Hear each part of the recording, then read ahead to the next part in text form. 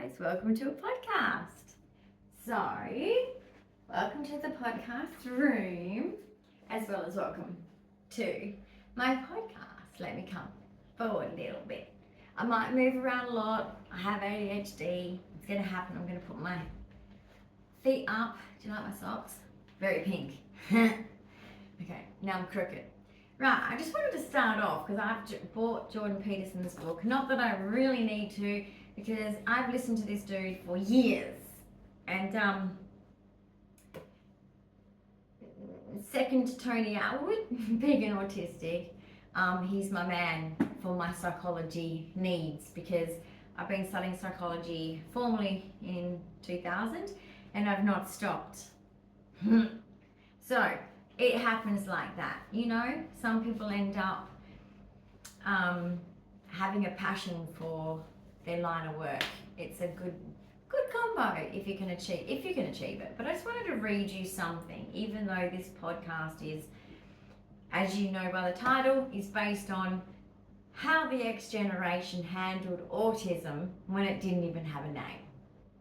Meaning when we were called the R word, stupid, difficult, naughty, many other things. And we'll go into deep about that for my era, and you can compare it to your era. It is going to be validating to many X-generation autistics, ADHDers, absolutely, or undiagnosed ones, because I think there's some similarities to that. However, there's an era thing that does come into this that needs to be heard. And I don't want this to be, hey, I'm an X-Gen, I'm better than you guys that are younger than me and I'm going to tell you what to do.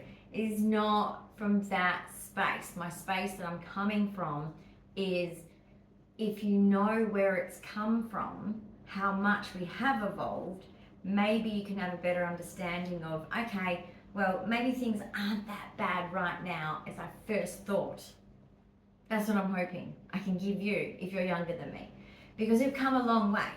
And I also want to share my era, because I think it's important, regardless of being autistic, ADHD, 22 cure, it's relevant to me, my channel, and a lot of the standpoints that I might have if you hear anything that comes from me. So basically, yeah, it's going to be, do you love my heater?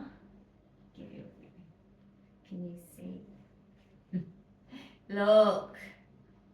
We've had that for years and it's just mesmerizing. I want a real one though. But let me just read you one thing, like I do with Brene Brown, any of my psychology books, just my social sciences books. Anyway, I won't share too much because this is for me to do, really, but it's like, I love to share. So anyway, this is rule number 1 in his book of, this is Jordan B. Peterson, 12 Rules for Life, an antidote to chaos. Everyone's life is chaotic, you're not alone. Right, so, lobsters and territory. So rule number 1, stand up straight with your shoulders back. Do that if you don't know how to get them back. Stand up straight, you matter. You're wise, you have it in you, anything, right? Let me just read this little bit because I like it. I like it a lot.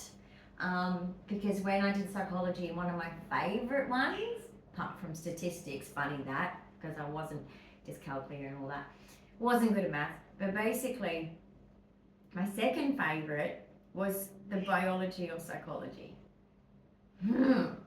Could have kept going. Anyway, lobsters and territory. If you are like most people, you don't often think about lobsters. Unless you're into lobsters as a special interest, then you might be. And you can teach us something in the comments, feel free. Unless you were eating one, correct.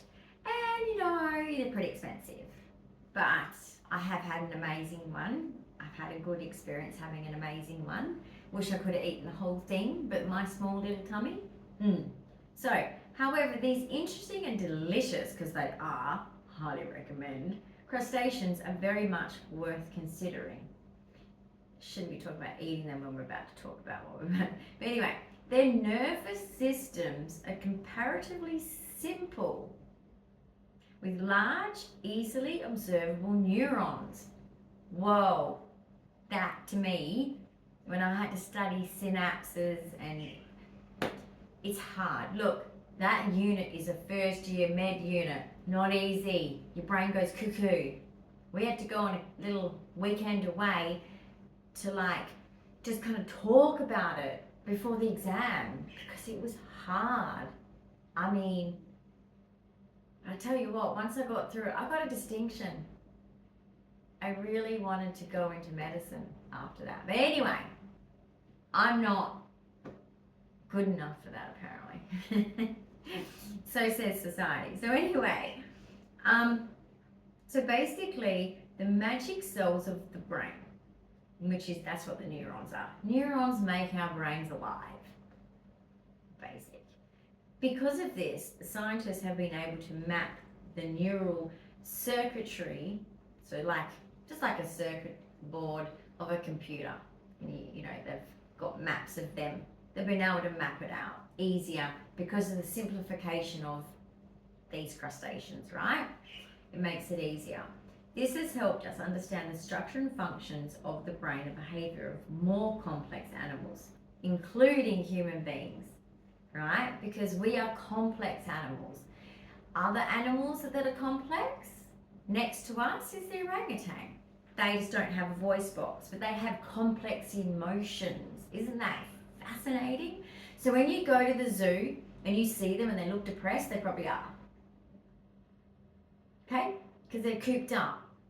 I don't like zoos, certain zoos, because of that.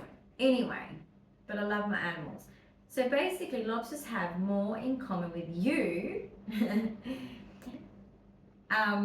you might think, particularly when you're feeling crabby. And he goes, ha in there, so he's trying to be funny. Jordan Peterson's too serious to be funny, but you know what? I would give anything to have lunch with that man and have a good old chat. Anyway, just starting off with that, you know, I love my Brene Brown to share, but I can't just keep it to that because this dude, okay, he's on YouTube. If you want auditory sort of listening to learnings, teachings, he covers every topic that you may need to hear. Anyway, some topics you might disagree. In psychology, guys, just like we are with friendships and people we get along with, it's all different. Just learn to not always agree on everything and be okay with it. That's one thing that the X generation are good at. And I noticed that the other generations aren't. Not your fault.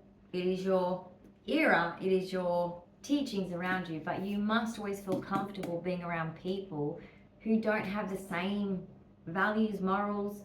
And so long as they're not forcing it on you, you should be able to sit with that quite well. Anyway, let's put this away. That's for my enjoyment. That's my biggest special interest. Let's just say. So basically, what is it like to be autistic at 50? Let's look back, because to talk about the here and now, we have to go back. So I was born in 1974. I was raised in a middle class situation with predominantly a single mum. My parents split up when I was about 4, finalising it at about 5 to 6. So that's my life in a nutshell. However, my grandparents, who played a major part in my raising, and aunties and uncles, etc., were affluent. So there's kind of that combination going on there, if that makes sense. So when I grew up, regardless of these things, and in fact, because of those things, I went to a school where we were in an era. So my class of finishing was 1991. Yes, some of you probably were just born then. But my mental age is not 50, it's 18 to 21. So it's probably why you're connecting with me possibly if you're younger than me. So it's all good. And when you're an adult, you can mix the different age groups depending on the connection. So basically, I want to share the X generation neurodivergency thing. because I think that like the younger ones can learn of it, and not in a condescending way at all. We all have like a different experience, and your experience as a younger generation is just as valid as mine as an X-Gen. I'm just wanting to put this out there for not only myself, this is my living journal too, but also just because I think that it's so good for you guys who are younger to hear. We've come a long way. We can always focus on what needs to be done, and it's a good thing to do, always improve, but sometimes you've got to reflect, a bit like the gratitude thing, reflect and go, we've come a long way. So let's go back to 1974. So here I am, a child, grew up with developmental delays. I was born with 22q syndrome, premature, traumatic birth, big boom into the world. So many health struggles. Autism can come with, for a lot of people, I don't know the percent, but it's quite high, with physical coexisting comorbidities, they call it, and coexisting conditions, which I have. So my comorbidities are, it's 22q basically, but my coexisting under 22q has loss, Dan loss, hyperflexibility. It includes my ADHD as well as my autism. It includes like my immune system, total dysfunction.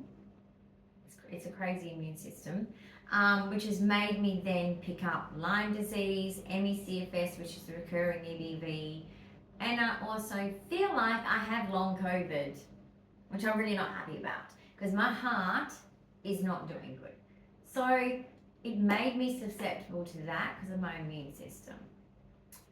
I also have a lot of symptoms from all of those things. I have a lot of food allergies, medicine allergies, immune system based again. And my life expectancy, as you know, you might not, but an average life expectancy for an autistic is around my age. Whatever study you want to pick it, but it's around my age. That's bad. Now for 22q, the life expectancy is being now released newly 40s, like 47 or something. I'm 50. So I'm in my, and that doesn't mean, and this has been said to me so many times, it actually really annoys me, because for my 22q, I have to be seen by every doctor of the body because it affects, I am missing massive arms on my 22nd chromosome, right? And it does affect me, everyone's different with 22q, but it affects me significantly in many parts of my body. So I have to be seen by every specialist annually, and then more often if it's playing up one part of the body.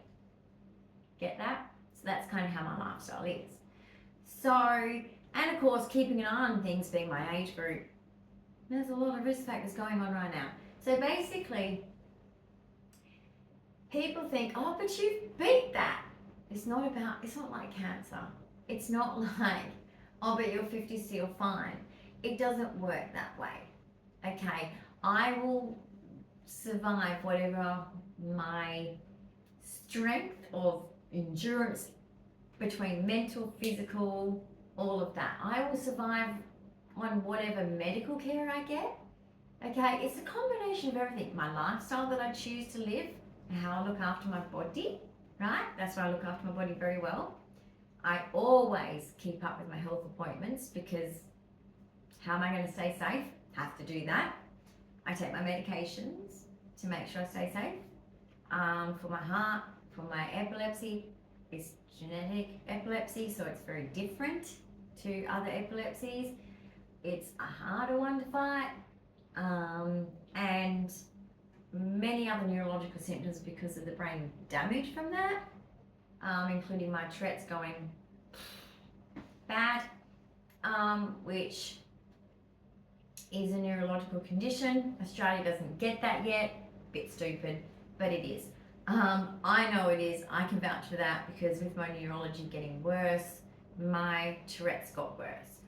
I look back, I know I've always had it, but it was always milder, That's why I used to get into trouble, because I would not be able to control what I said, and I'd just have to take the punishment because I'd say something inappropriate, do something inappropriate. So, because copulating is involved, so if there was a swear word, it was very hard for me not to say. So, basically, I also have coexisting conditions, meaning, like I said, ADHD, OCD, generalized anxiety disorder, which I've mastered though, and don't suffer it like I did when I was young. So just know if you're a 22Qer and you have fear and anxiety, or autistic and your anxiety is really high, just remember, as you get older, your toolbox gets bigger. If you do the work. If you're lazy, it's not going to get bigger, it's just going to stay the same. So you've got to work on that. And there's many choices and ways to work on that. That's your personal, pathway. So basically, for me, when I was growing, I wasn't speaking. So it was put down to, because I was a miracle baby, most 22Qers don't survive past, well, a large amount don't survive past 3. So I'm grateful I did. I'm grateful when I turned 50 because of that specifically, because I've beaten a lot, and I put that down to my determination and my health, of the things I've done right with my health, if that makes sense, and lifestyle choices and stuff. So basically, growing up, the speech just wasn't there. The social skills were not there. The communication was certainly not there. The ability to do normal children's stuff wasn't there. Getting myself a drink and knowing how to do it properly. Toileting properly. So many issues. Wetting the bed till very late age groups. Wetting myself during the day till very late age groups. Up to year, I think the last time it happened was year 5. Just about year 6. Very late. So I had a lot of struggles. I didn't always fit in with the kids. Didn't bother me being autistic, how I was as an autistic. I would just cope with it. I always actually have. When I've had patches of time, when I've had no friends as an adult, I am my own best friend. I've learnt to be that, raised on a hobby farm at times, off and on, off and on. When you're raised on a hobby farm, you're never bored, because that gets knocked out of you pretty quick. You find things to do. So I'm grateful for the era that I grew up in, and I want to say this and validate you guys who are younger than me. I wish you had the free-range chicken, kind of like for some of us, not all of us, some of you parents of X generationers were great, but some neglect. They just didn't look after us properly. Drink out of the garden hose, drink out of the garden tap, don't come inside. It was rough, sometimes too rough. Not saying they're all bad, because I think that those days that we had to stay out and we found ways to survive and built cupboards and did things, and especially growing up in the country, was the best days of my life. I felt like we lived on our own little world and it was just my family, but very difficult to transition after that, because all I knew was my family. So, and this small little town, and I knew everyone and everyone knew me, so I didn't even have to speak, because everyone spoke for me. And it became a thing, and it was just, she's extremely shy, but it was more than that. So teachers got frustrated. It was exhausting for them, hard for them. And in those days, we didn't have the same teaching supports that you guys have now. Autism was barely picked up in the boys. Girls, not at all. You were either seen as just extremely shy, defiant, just not paying attention, just stupid, low IQ. in those days, they were not shy about saying you had a low IQ. So when I went to special education, which was run by a bunch of mums, really, not formal, just a bunch of mums, really, very backyardy, but they were good, luckily. However, not good enough, because when I finished year 11, found one unit, human biology. Don't even ask about my English lit course unit, and the argument with Animal Farm, that is been said before. We all know that one. If you don't, someone else can explain to them in the comment. But basically, we had parents basically volunteer to help us to break it down more, and we would get taken to a separate class for maths, English, sometimes science, depending on the activity, social studies, lot of units basically. So we're very much made to feel, and in those days kids were cruel. Bullying was acceptable. Survival of the fittest. Just ignore it. That's what we used to get told. No one cared. So you had to fend for yourself. And I must admit, I'm not going to lie here, did me good. Did me good. I'm not saying that it wasn't a little bit traumatizing, a little bit tough, but it made me stronger on how to deal with bad people, negativity. Because these bad people, guys, let's be honest, those bitches, I'm a female, those bitches from primary school or high school or both are still bitches today. People make a decision based on either they've either got the traits that they're born, because you're either born with traits or you have them nurtured into you, or a bit of both. They're bitches. If someone was a bitch at high school, you can guarantee, unless they've had a big lifetime, like, they're still bitches. So you don't need to worry about them. There's always going to be them. You know that. Like, the fact that they even trick children to think bullying is not acceptable at school, you can do this. Yeah, I know that, and I back that up. I don't want to see a child harmed. But guess what? When you get out of school and you go to work, and someone wants to compete with you because they can see that you're going to get that promotion possibly in the future, and they compete with you unfairly and they go do underhanded stuff and what, yeah, they exist big time. Who's going to save you then? You're not going to be saved. You go to your boss with that shit, they'll go, fuck off with your fucking gossip shit. Don't want to hear it. Get back to work. That's how it's going to be. And you can't all be the manager of your own business. You can't all have your own business. It's just not practical, guys. That's not reality. Okay? If you manage to have that, lucky.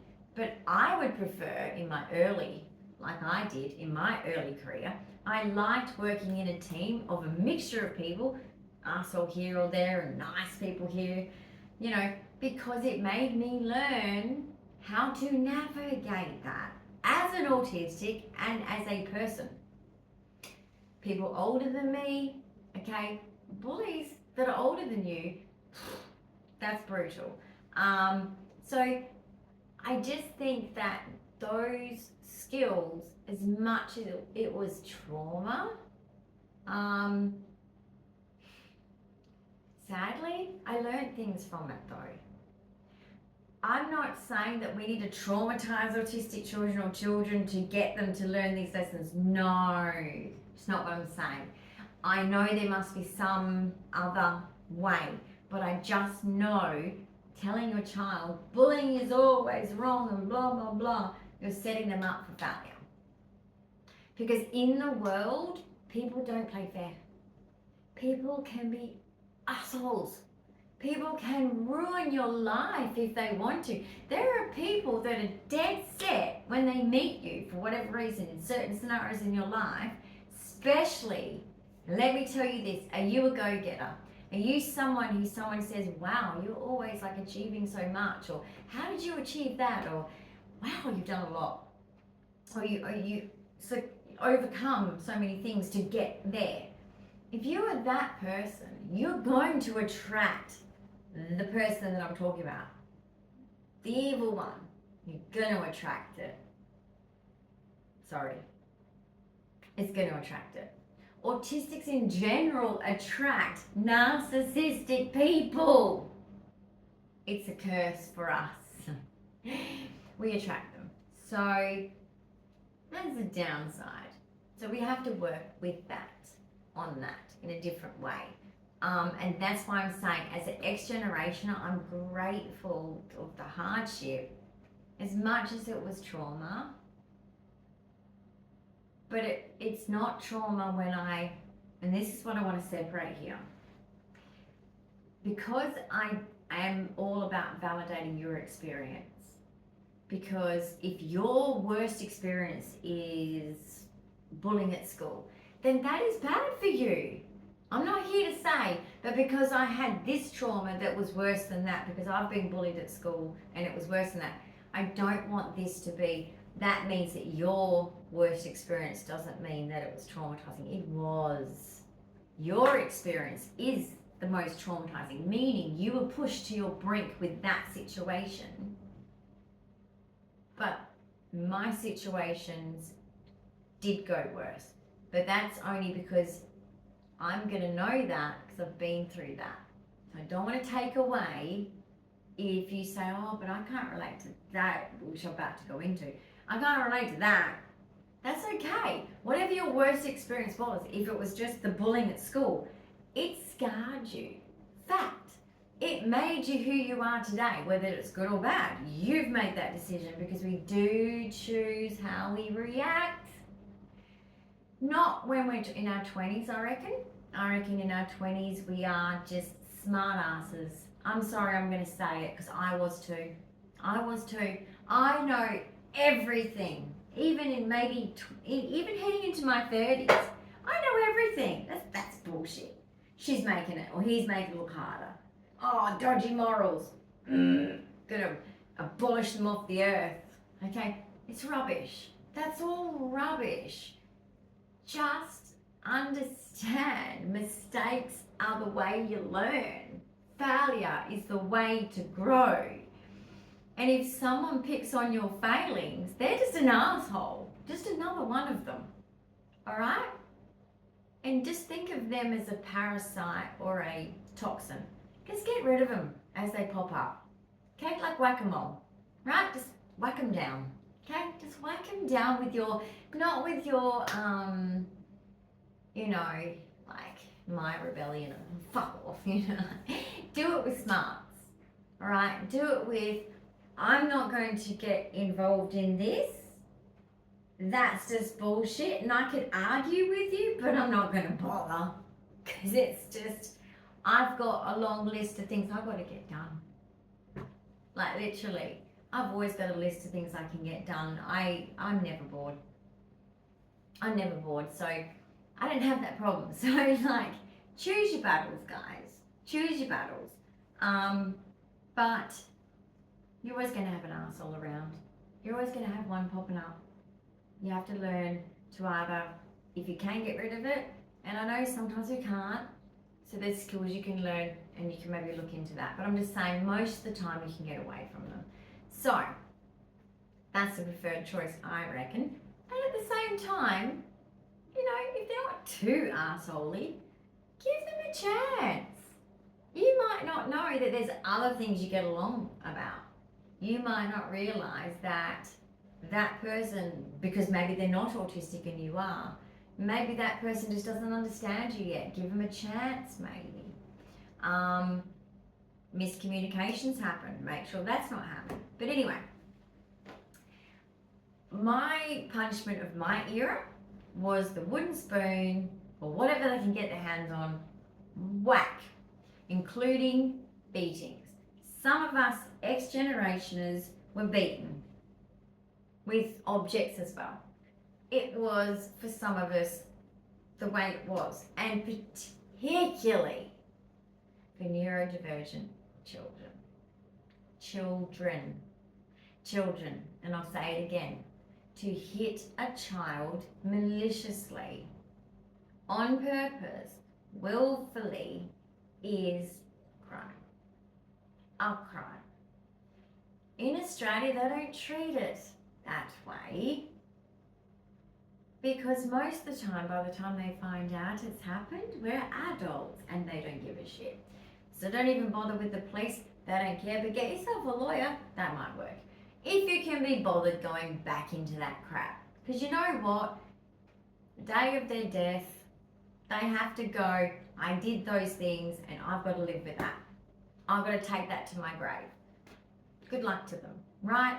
Because most of us, I'm sure most of you are the same as me, we would forgive our parents for everything they did if they just actually apologise. But I'm raised by like most X-Gen people by boomers. Boomers did not have the same growing up experience we did. They had a very different one, very different parenting, very different eras. So as an autistic, not only did I grow up being told that I'm difficult, not neurodivergent, autistic, ADHD, even though the teachers that described me as hyperactive, could not pay attention, was looking out the window, distracted, that's why they never sat me by the window, distracted by my friend that I could actually communicate briefly to. They'd separate me, so I'd lose my communication, which in this day and age they probably encourage. I was punished, sent to the bench outside, meaning refused an education for not talking because of selective mutism, which really isn't quite the same as a selective mute who's just anxious. Autism. It's not the same as selective mutism. They might describe it that way, but it's not the same. We don't have the vocab, we don't have the comprehension, we don't have the ability with our anxiety. We need familiar people. It is just a shit show. And teachers in those days did not care for your needs, for a normal child. You want to go toilet? I don't care. If you haven't gone at recess, forget it. That's why a lot of even neurotypical children wet themselves at school. Terrible experience. Especially because the bullying in the X generation was nothing was done. We dealt with it ourselves.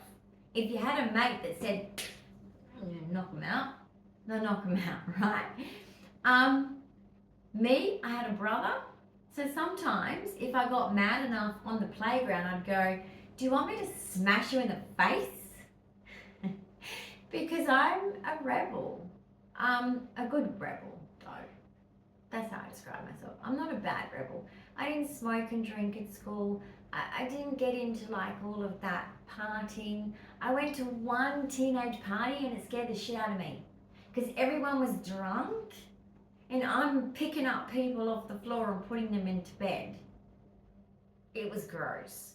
It was the worst time of my life, and luckily being a performer at the time for my dancing, I wasn't allowed to go to parties because my teacher was like, get a good night's sleep, eat a good meal of carbs, I need you full energy in the morning. And I'd have long days of performing, wherever, many different things.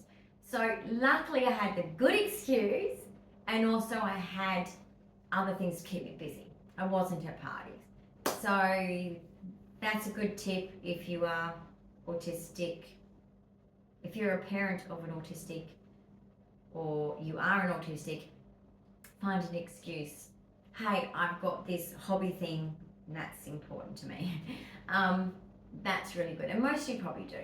But basically, growing up, having meltdowns every day after school at very specific age groups of struggling, naturally, as many of us autistics did, from masking at school, holding it all in, right? Being yelled at by the teacher and just standing there and taking it, right? Going to the principal and being threatened the cane. That's my era. Standing there, you're written my black book. I know that sounds silly, guys, But when you're in grade 4, 5, scary.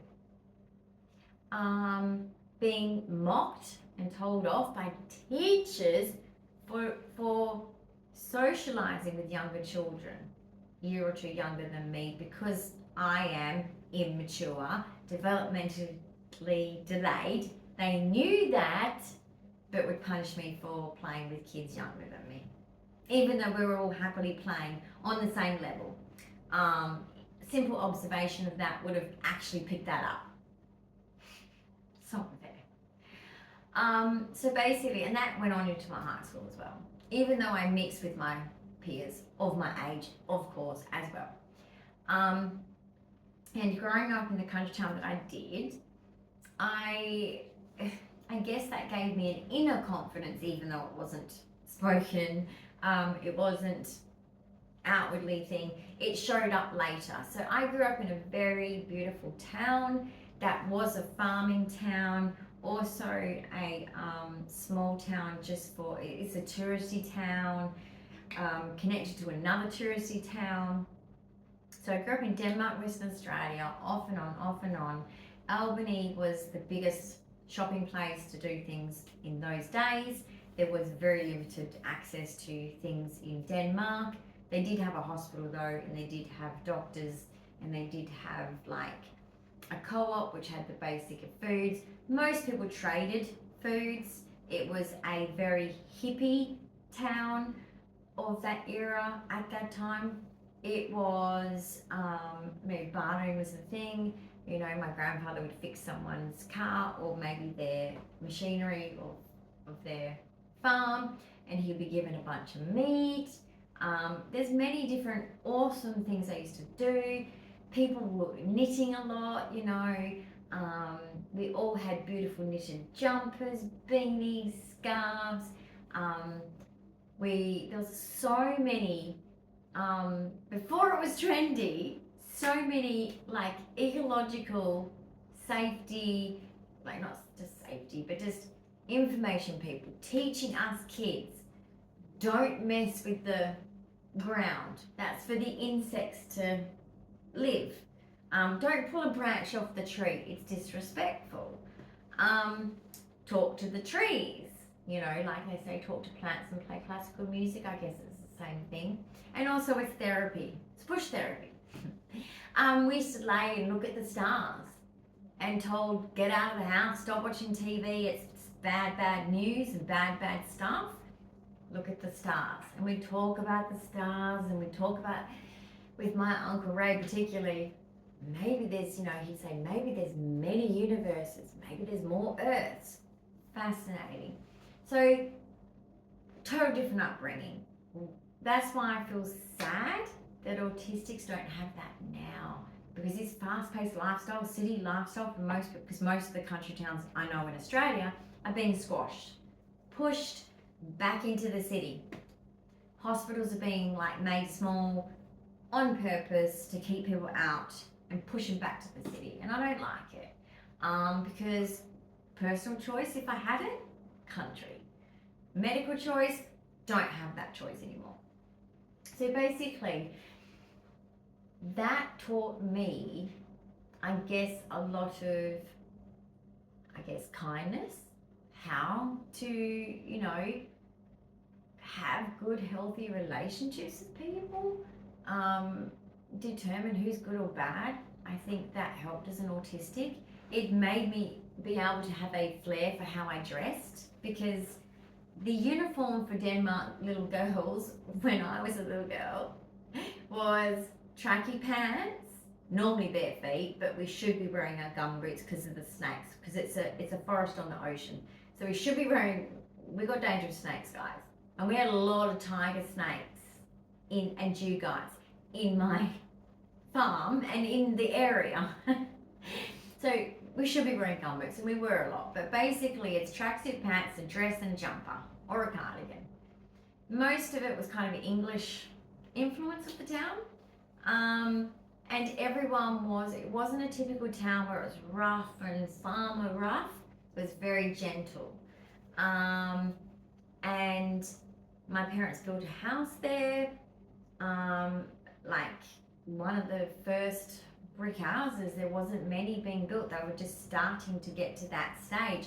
I survived Cyclone Albie, which was super cool, but super scary as a kid. So I survived that. We had a out of blue cyclone, just to let you know.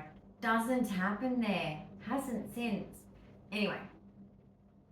So when I came to Perth, it was more difficult because it's city. But I feel like that inner confidence I had made me just kind of plod along. And the autism superpower of being alone and not caring what others think helped me a lot. I'd eat lunch in the toilet because it was so sensory depriving. It was like, oh, I can catch a break before the next class. I liked that. Anyway, some people call it antisocial. Same as when I came home from school. Meltdowns were common. I wouldn't just take my shoes off and chuck my bag down. I'd take all my clothes off but my knickers. My brother was not impressed. Complained every time. Uncivilized she is. You know what autistics are like as children. We're like that. Sensory nightmare. I had to have my certain snacks, so if the certain snacks weren't there, I was thrown off. My mum never understood. But luckily my mum was a menu cook, meaning Mondays was lasagna, Tuesdays mac and cheese, Wednesdays was cottage pie, Thursdays was like South African curry, sweet curry. Oh, it's good. Anyway, so every night was something different. Fish and chips Friday night or something like that. So it was good.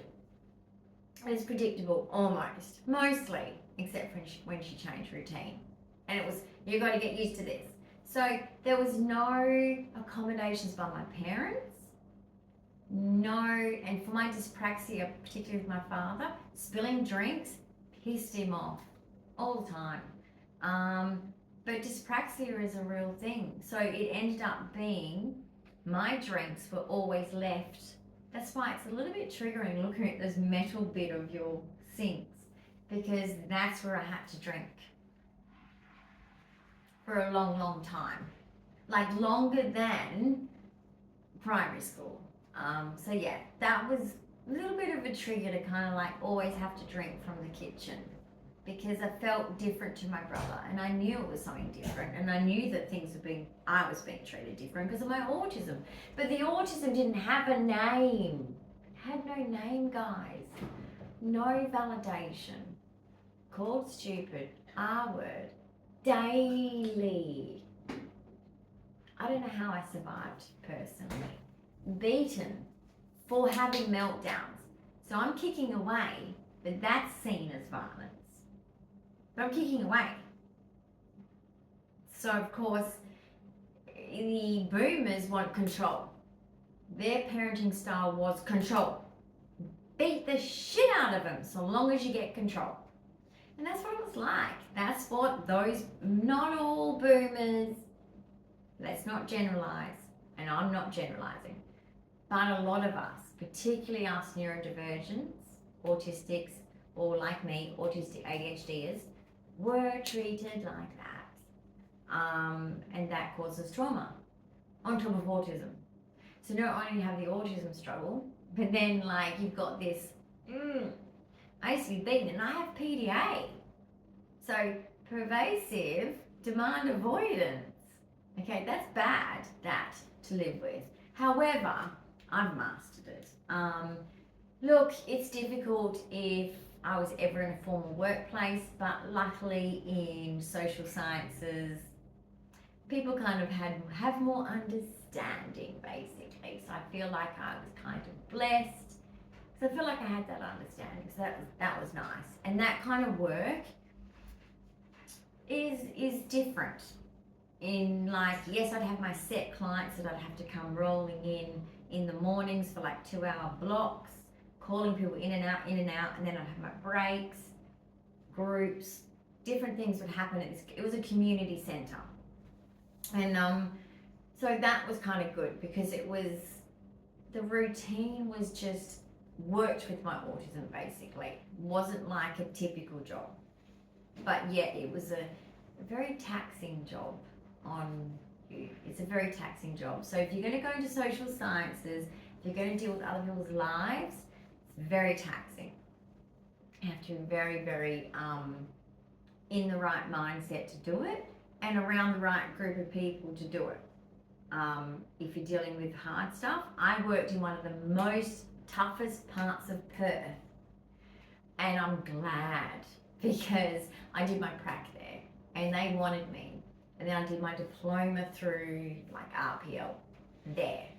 I appreciate that because that was such an eye-opener coming from privilege, such an eye-opener that I have so much respect for our Indigenous people. I have more understanding of so many things that I had no idea, even though I was raised from a single mum.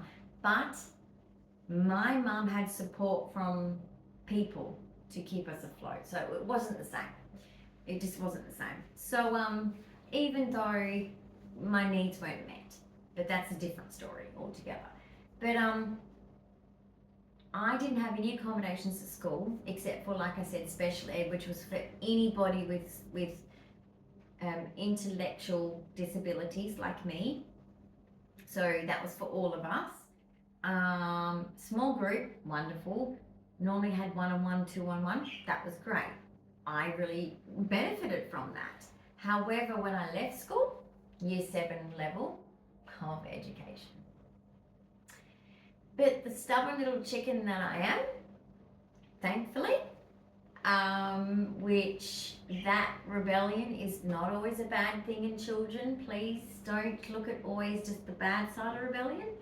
I worked damn hard to get through TAFE and university, and I did it. But I was tutored. Even though I didn't need it, I had what I needed for TAFE. I had my English level, maths level, I had that. But I wanted to make sure that my level was more of a confident level for me, because I didn't feel like, and I wasn't, because I was pulled out of school because I was told I had to fight to do year 11, managed to do year 11, and because I failed one unit, she pulled me out, didn't want to, and I had to go around and get 3 signatures and admit a lie that I wanted to leave school because it was my choice. It wasn't really. But I had to lie to them because they said, "Is this your mum or dad making you do this?" No, but it was. Anyway, I was forced to leave school, forced to get a job. The job was chosen for me. Check out, lady. Wasn't even a lady, I was 16. So I was told, because I remember I had the TAFE paperwork, and I said, I want to do this course. You're going to get married and have kids. You don't need an education. Because I come from privilege. And in my families, the man looks after the wife and the children, and she just does what she wants. If she wants to go to work, she can at some point once the kids are okay, because you've got to focus on the kids first. That's the rule. That's how I was raised. Catholic mentality. Even though my mum gave up being a Catholic on her second marriage because the priest refused to marry them. Duh. However, I respect that she wanted that. She went to a boarding school, Catholic boarding school. She was obviously doing whatever she could do, doing her best, whatever, I don't know.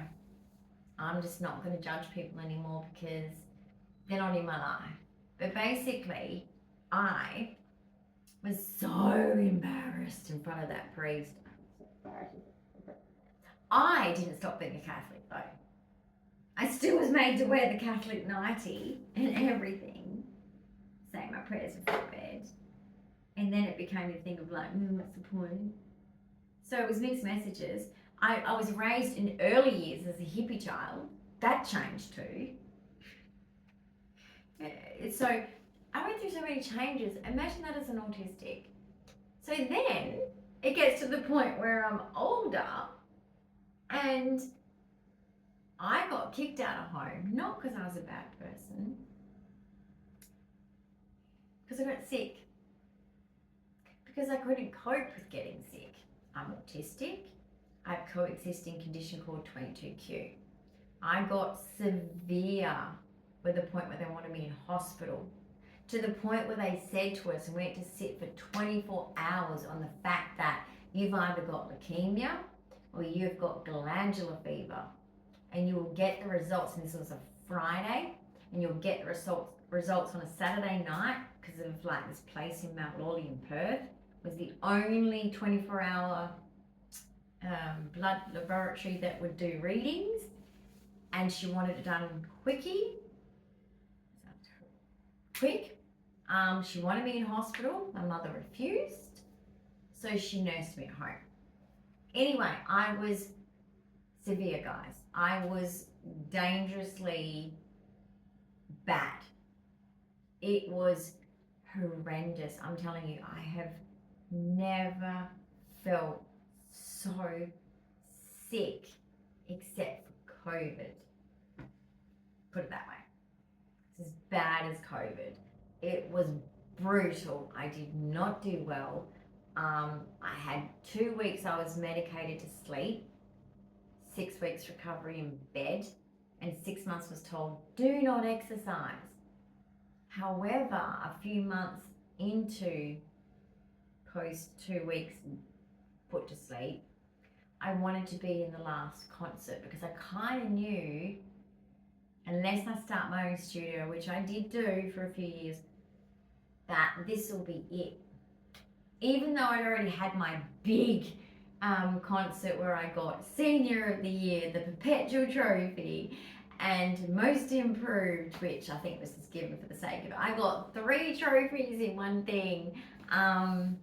Yeah, so that was my big boom year, because I worked hard. I mean, when you're a dancer, and I was a student teacher, you work hard. It is like doing a master's degree as a child. It's not something that you can just dabble in. It's all in, or you'll get out. Dance Mums is not a lie. Dance Mums is not exaggerated. It's real. It's how they act. Anyway, so that pushed me back even further, because I was 17 at the time, stupid, doing things I shouldn't be doing. Things like being given my driver's license. I did 7 lessons, failed twice, got it on the 3rd time. I don't know if it's the mini skirt. It could have been. I don't know. But anyway, got it on the 3rd go. Probably shouldn't have even got it on the 3rd go. Let's be honest. I think they just was like, 3rd go, let's just give it to her. Bye. Got it. My mum was like, great, because I'm done with you. Because she was just done with me. She was done with me, I think, the day I was born. Pretty much. Sorry, it does hurt a little bit. I wasn't the daughter she wanted. She wanted someone different. But basically, she didn't want a damaged one. It is the reality of this. And I validate any of you that because you were not neurotypical and didn't do some of those things, that your mother somehow just rejected you, but then blames you for rejecting them because you're stuck in here because you're autistic. Anyway, so basically, once I get past that, I didn't heal in time of what the doctor said. So they called it post-viral before they called it chronic fatigue. So I was given chronic fatigue label as well, but first it was post-viral while I was living at home. I wasn't ready to get a job yet because I was still so sick. Much better than what I was, still sick. Anyway, my mum disagreed. So anyway, arguments ensued and physical abuse happened, and I was just, I'm out of here. And she was like, yep, go. She didn't want me back when I came back to see if I could come back, because it was like, I can't stay at, I was staying at Matt's place with his mum and dad. I can't do that. And you know, because you know, you've got to sleep in separate bedrooms anyway. It's all just a mess, and it was just so uncomfortable, and I felt so guilty because I'm not a problem for my, you know, for Matt's parents. Naturally, I'm not their child, so it's like this was a really awkward position, and what am I going to do? Be homeless? So basically, I had no choice. So we went on a camping trip for 6 or 7 weeks.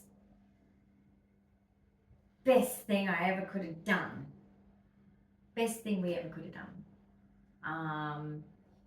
And by the beginning of the trip, we were like, we'd camped as, you know, kids. So we weren't like totally not used to it. I mean, I used to sleep on the lawn of the people across the road in summer, hot nights all the time. That was just, you didn't need tent or anything.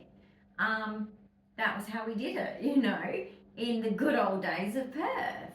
And, you know, so anyway, as we got through the 7 weeks, we ended up with a really nice tent and really nice little things to go with it. So that became our thing. Camping was our thing in our young years.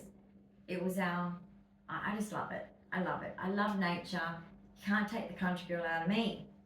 But basically, then sort of moving and trying to get a job as an autistic is very difficult. You've got interviews to get through. Communication is a large part of that, and that's really tough. And there's no accommodations because once again, guys, here I am pretending, well, not intending to pretend because I don't know. I know I'm different. I know I'm not like my friends. I know that I'm not like my brother. I know that I'm not like my cousins. I know that my family is like, what the fuck is wrong with you? Everyone else is fine, but you. Oh, and maybe this cousin here, you guys get together a lot. And yeah, we did. Because we're both autistic. So basically, I'm going to turn this heater off actually. Which one is it? Oh, aced that one, didn't I? So basically, you know, I struggled to find my feet. And then what was in my head? Well, I'm supposed to have kids. And so, being that I couldn't get a job, I was hunting, not getting anywhere. Couldn't find the right course. And when I did, they were like, you want to be a secretary? And I'm like, no. Receptionist? No. Do you like working with computers? No. Because I'm an outdoor girl, right? Ex-dancer. That's my knowledge. I was a theatre arts kid. And I'm like, office sounds like a prison. No. Anyway, but I wanted to get into a career. Anyway, it didn't work out. And I obviously fell into the thing of, I want to please my family. I want to, after the experience of being rejected because of my sickness and not getting better quick enough, because my immune system was 22Q. Sorry, not. There should have been more understanding of that, and there wasn't. Because I know with my child there would have been. But basically, I fell into that thing of, I want to please my family. I have kids, like my mum did. My nana had her first at 17, my mum had her first at 19, and I had my first at 20. So that's just a family legacy, isn't it? Bit of a pattern. I think I broke the pattern, I'm not sure. I've got sons. One son I think became a father at about 20, almost 25, I guess. So I don't know what that's like in the millennial generation, only you guys can tell me, but that's youngish, but that's okay. I'm not saying it's wrong, I'm just saying. I wanted to break the cycle. I raised my kids totally different. I had no expectations on them, no time limit to leave home except for so long as you're aiming for independence, you're welcome here. If you're having some kind of event of your life, you're welcome here, and that doesn't stop. I'm a parent for life. But basically, I fell into the thing of, yep, okay, well, I'll have kids. Because I always wanted to anyway at some point. But I did want a career, but unfortunately it worked out having kids first. So I went, did my career and started it when my youngest was about 9 months. So, and did it kind of slowly because it's short hours, which is nice. Because I miss them. I used to cry for them. I'm that kind of mum. I was, my first child came home and I'm like, is he breathing? And look, luckily for me, I was in the country when I had my first kid, forced to stay in hospital for 7 days with the matron and the midwives, and they were lovely. And being young, they taught me everything I needed to know, and they were just awesome. Best experience ever for first time mum compared to I had my second child in the city, and it was like less than 24 hours. It's get the fuck out. I'm like, geez, this is a bit rough. So basically, but anyway, I had support going home, so that didn't matter. But I had a toddler to go home to as well. 2 kids under 2. Yeah, nailed it. But it's tough being an autistic mum with sensory issues. But use your walk-in wardrobe, ladies. Okay? That's your safe place. So when you want to cry and you don't want your kids to be like, I know I've had my kids catch me sometimes and they're like, Mummy crying? And you're like, Mummy's okay, Mummy's fine, but your wardrobe's a good place to cry. The car's a good place to cry too. And I had an amazing mother-in-law, which is in heaven, and I miss her. Sorry, God. And I miss her so much. And she played the role of my mum. And she guided me through raising my children to make sure I was getting it right. She was a nurse, she was bossy, but loving and perfect towards me. So it's exactly what I needed. So I had a lot of guidance in raising my children. I had a wonderful home daycare, highly recommend home daycare, who was a teacher, but was doing this because her kids were at school, still in primary school, and she wanted to be at home. And she was just wonderful with me too, because any question I needed to ask, because her kids were older, I could be like, what do you do about this? When my son needed tutoring, because I've got neurodivergent children. I've got possibly, one is definitely autistic, diagnosed. One is ADHD, absolutely undiagnosed, but he's definitely got it. But I actually think he's autistic as well. But because he's gifted. So in year 2, he was meant to go into the gifted program. Gifted program was booked out, puppet school. Anyway, took them both to Kumon because my autistic son needed a bit of help, naturally, like I did at school. But I wanted to give like the best of, I was overcompensating mum from what I come from, because the way I was I had a mattress, an army sleeping bag, and a shoebox of stuff. Sticks, stones, just random stuff, shells, whatever I'd collected of that little timing. That's what I had. And a few toys, maybe every Christmas or so, or very just nothing like my friends. I did not have a beautiful bedroom. Never had that. I had that when my parents were together. So basically, I was very limited with what I had. We had Lego, we had dinky cars. My brother and I would play with that. That was pretty cool. especially for a neurodivergent mind. But yeah, my kids are possibly both autistic, but at least one definitely is. Because the other one's so gifted, I think that he kind of got through, snuck through, but he had struggles, but he refused to face them. And you know what? He's just like me. I'm stubborn and I'm rebellious, and he's like that.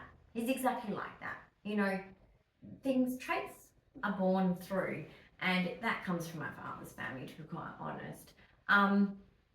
But basically, I, ended up that pathway.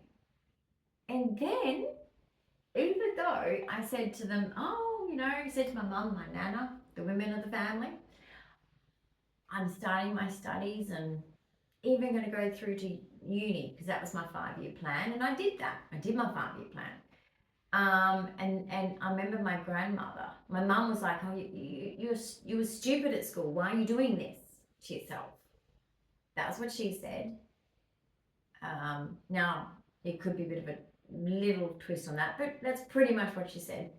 Then my grandmother squeezed my hand, because she was that type of, she does have love in her. They both do, but they just didn't understand me and didn't try to be quite honest.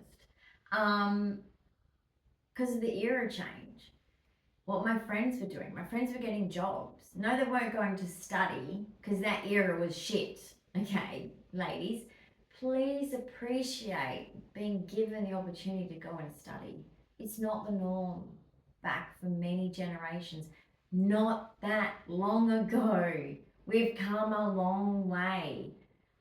Most of my friends who come from middle class families were straight into jobs, not even TAFE, okay, let alone university.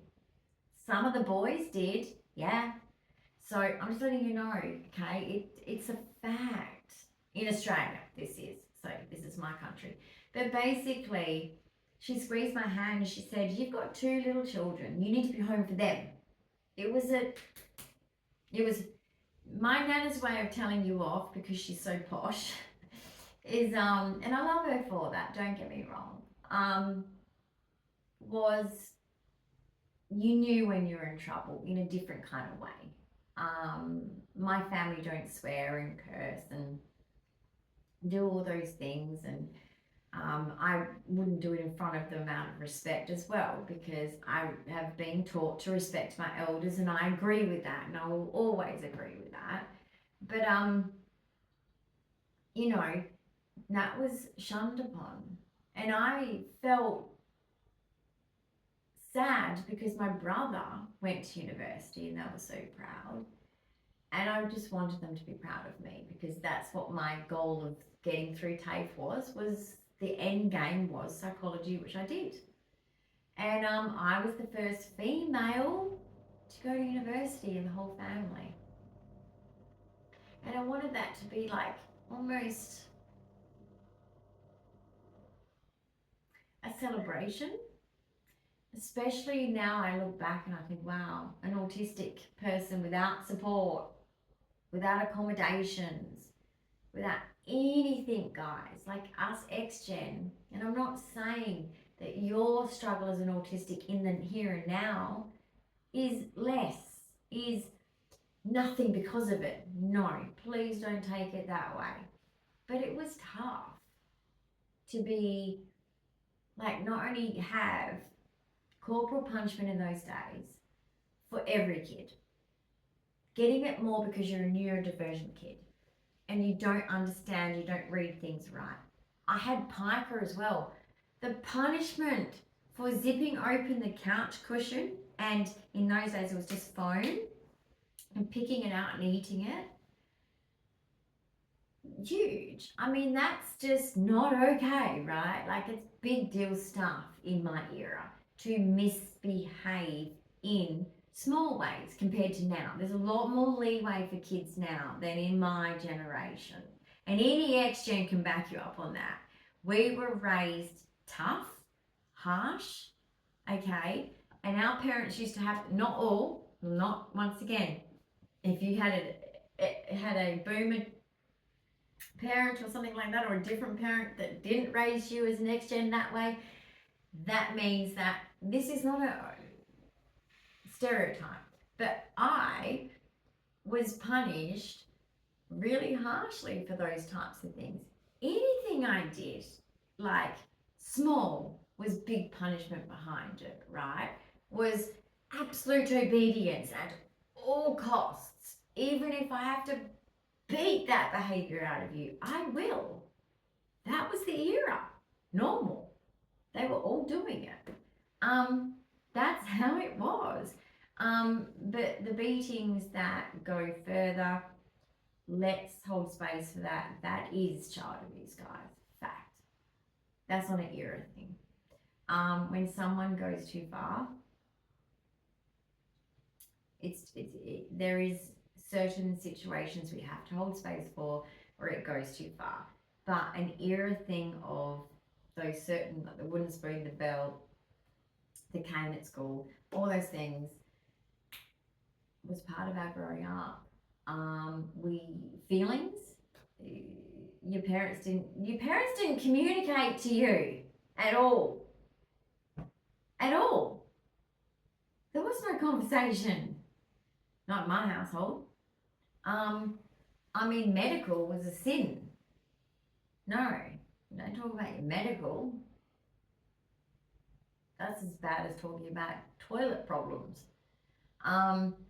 And, you know, we just didn't get any accommodation. So for me to not be acknowledged that at least you're doing all these things, studying after finishing school on year 7 level, they knew I was different. I bet you they know now that I'm probably autistic. Oh, I'm sure my mum doesn't believe in it, because I know that one of my cousins was ADHD diagnosed, and she was like, nah, it's just bad parenting. So some people believe that. It's rubbish, but some people believe that. So she could just be like, oh, she's just naughty still. Bullshit, right? But it's how some people think. Even after being tested. So basically, then I achieve these things. And then when I'm an at-home mum, because in our good years, when we had our own home, we had a pool, dog, a cat, a goldfish, the 2 kids are thriving, scouts, soccer, footy, awesome school holiday days, everything was ticking by. Okay? Everything was ticking by. I didn't have any support from my side of the family to be grandparents. They didn't really want to, because they had a 3rd marriage, their own daughter, busy with that. She's exhausting us. Nah, just a little bit of time here and there, and that's about it. So most of the grandparenting was offered by Matt's parents, but of course they're older, so they are no longer with us, but they were the stereotypical, grandma and granddad to them, different to what I call my nana and pa. It's a different thing, but they were always there, and I could call my mother-in-law, even though I didn't a lot of the time, because I didn't want to burden her. But there was times where I'd ring her and say, because being autistic is hard being a mum. You know what? Just come get them. Just take them for a few hours, because I'm going to kill them. Now, of course, I'm not really going to kill them, but you have those days, right? But anyway, when I said, oh, well, here I am working, they wouldn't support me working, my mum, my grandmother, or anyone in my family wouldn't support the work side of it. When I got to that point, then I go to uni. Then after that, I want to be an at-home mum. Like I said, everything was going great. Matt's income was huge. Things were great in the economy of that era, of our children growing up. Things weren't bad then at that time. Even though we bought in the boom, very hard, was not easy. I had to learn to be a very good cook very quickly, and I did. And I had to cook home cooked meals every night because of it. But basically, I wanted to give my kids the absolute best. I overcompensated, and I don't regret it, but I overcompensated. They had everything. So then they were like, oh, why are you not at work? Just like, oh, I can't win. I can't win. Like, seriously. I go to study, I go to work, that's bad. They're at daycare, that's bad. You should be at home with the kids. And then it was when I was wanting to be at work, it's usually, yeah, when I want to stay home, you should be at work. But anyway, basically at the end of the day, what it meant was, with some people, regardless of your autism or not, that generation was very confusing for women, guys. All of us have a different story. Some women have a great story of, I was encouraged because my mum said, your generation can go to university, can have a career, and then have children and have all that and be set up for that. And they made sure their daughters were set up for that. And then there's me, you're just going to have kids and get married. You just need a job to tide you over for now. That's the two extremes, and there's lots in between. And then you add autism in there, that's not even a thing. It's just you're weird. You need to learn things. You're so stupid. Even as an adult, until autism became a thing for females in my generation, I was diagnosed around 30. I'm 50. I was one of the early ones. I was diagnosed before it was talked about online. Very isolating. I still felt like the R word because people called me that. I still felt stupid. Even though I did so well at university, I still felt stupid. I still felt that lack of, I don't feel it anymore, but I did. And so just understand that that era for women, and I'm sorry guys if this does relate to you guys in any way, being an X-Gen, comment below how anything affected you being an X-generation, autistic or autistic ADHD or ADHD, whatever, or just X-Gen, X-Gen woman. You don't even have to be autistic. Because it was different. It was different, and it was hard, and it was confusing. And our friends, a lot of our friends had different to us, and vice versa. So some of my friends probably looked at me and thought, that's weird, and I'm looking at them going, that's weird.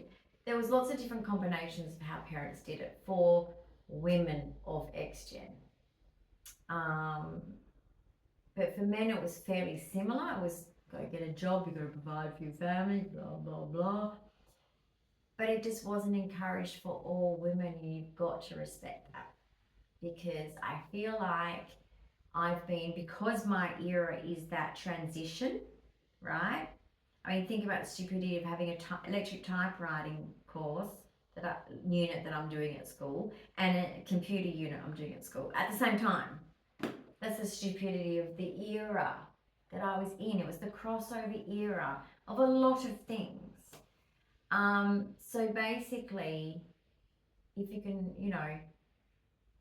see that, then I hope that that gives you an insight of, imagine just feeling like you don't even know the word autism. You don't even know you've got it.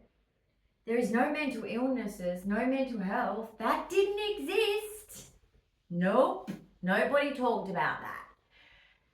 Nobody talked about that. Nobody talked about that. Dead set. Wasn't talked about. People were taking wasn't talked about. It was bad. It was sin. You're a failure. It was terrible, guys. So for an autistic, there wasn't even the word, let alone the accommodations, let alone the parental acceptance.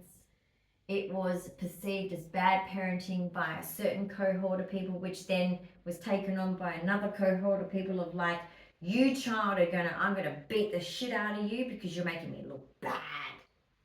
That's pretty much what happened to a lot of us who are neurodivergent. So that's nose is itchy. I just want you guys to know the X generation side of autism, because I think that all of us need to hold space for the different eras we've all lived in. And I know that we can all help each other out. But I do think there needs to be some space for us with this. Not saying that it trumps your struggles as an autistic in the here and now in the world. Absolutely not. It's a struggle being autistic. But I just want some space held for us X generationers, or the others who have discovered they're autistic. Some people have discovered it in their 60s, 70s, 80s, 90s, guys. Okay, and have cried about it because they've gone, all my life I've been made to feel like I failed, when really I'm a highly successful autistic. 1 in 5, 22 cures, for example, because I've got autism, ADHD, and all of these comorbidities, I had 1 in 5 chance of being married and having kids, and I've done that as well. But no one's going to pat me on the back, and as an X-Gen, I don't fucking need it. Okay? Because I've been built tough. Sadly, the hard way. Shouldn't be that way. There's many ways to make a person tough. But I don't need it, but I do think there's a lacking of conversation about the different generations of, we were called weird, the R word, stupid, and very rejected by our own parents, family, systems, workplaces, everything. We were given jobs beneath our intelligent level, everything. It was terrible. Relationship problems, a whole lot, because none of us got the help we needed, professionally, let alone at home. So please hold some space for the X-Gen and older who are autistic, because there is a difference, but it doesn't take away from the autistic struggle. Please know that too. I have space for everybody. You know me. So thanks for listening to this pod, and I will see you in the next one. Sorry for it being long, but there is a lot to cover with this topic. Please share any experiences below, even if you're a millennial, okay? Please give me feedback on what you think of what would it have been like for you to be an X-Gen and autistic. Maybe you can see that I know we're not totally there, but we've come a long way. We've come a long way, and you have something now.